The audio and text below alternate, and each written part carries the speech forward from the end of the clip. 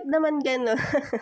Kung kailan nga naman talaga nagmamadali kayo, saka pa nagkakaroon talaga ng aberya. Bago nga tayo pumunta sa pagbitaw, ay dito nga muna tayo sa pag-cover nitong ating cake. Bali, ang size pala nito ay 6 by 6 inches. It's chocolate cake with caramel fudge it and caramel syrup filling.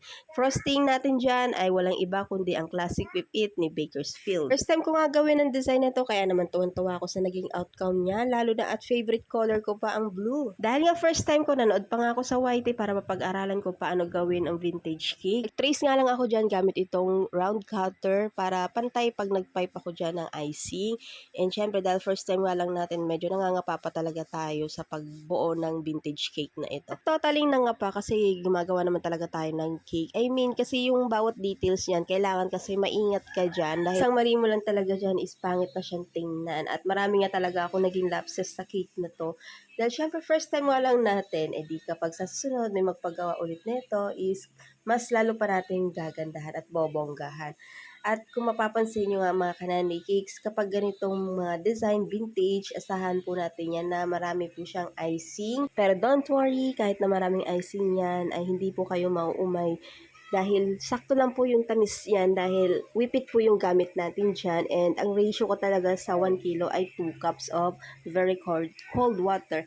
And then, yung technique ko lang doon para maging stable siya and maging stiff talaga yung kanyang consistency is ginagawa ko siya ng advance. Winimip ko ng advance. Then, ilalagay ko siya sa freezer overnight. Then, kinabukasan ko na siya gagamitin. Then, i-whip ko lang siya ng i-whip hanggang sa makuha ko na yung gusto kong consistency sa kanya.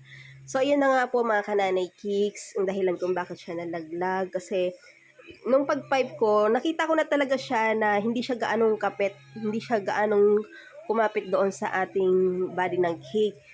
Tapos, inalog ko pa nga yan siya, hindi ko lang napakita dito sa video. Sabi ko, okay naman siguro, hindi naman siguro yan malalaglag. Pero kalaunan, habang patapos na nga ako dito sa details ng cake, ay bigla siyang nalaglag. So, ayun.